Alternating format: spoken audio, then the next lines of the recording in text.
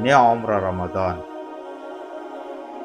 Indray andro nahita vehivavy avy tamin'ny foko ansoary mpaminany sallallahu alaihi wasallam ka nanontany azy hoe, fa maninona ianao no tsy mandeha manao hajj miaraka aminay? Dia namaly ilay vehivavy hoe, izahay tsy manana afa-tsy rameva roa ihany, ka ny iray efa entin'ny vadiko sy ny zanako manatanteraka ny hajj, fa ny iray kosa dia ampiasainay miasa tany sy fambolena. Dia hoy mpaminany sallallahu alaihi wasallam taminy manao hoe, rehefa tonga ny volana Ramadan dia mandehana ianao manao omra, satria ny omra atao amin'ny Ramadan dia mitovy amin'ny manao hajj miaraka amiko. Noho izany, ny omra atao amin'ny volana Ramadan dia mitovy fahasoavana amin'ny fanaovana hajj miaraka amin'ny mpaminany sallallahu alaihi wasallam.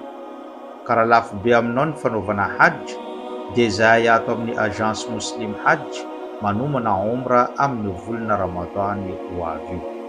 Ho anao izay liana amin'izany dia mizara roa ny omra izay nokasaintsika hatao amin'ny volana Ramadan io, no sady mora be ihany koa. Ny voalohany dia miainga amin'ny voalohan'ny volana Marsa ary miverina amin'ny 15 volana Marsa. Ny sarany dia 11,920,000 ariary. Efa ao avokoa ny visa sy ny billet mandroso sy miverina ary ny hotely sy ny fitaterana rehetra any an-toerana. Ny faharoa kosa dia amin'ny 20 Marsa ka miverina amin'ny 4 Avrily.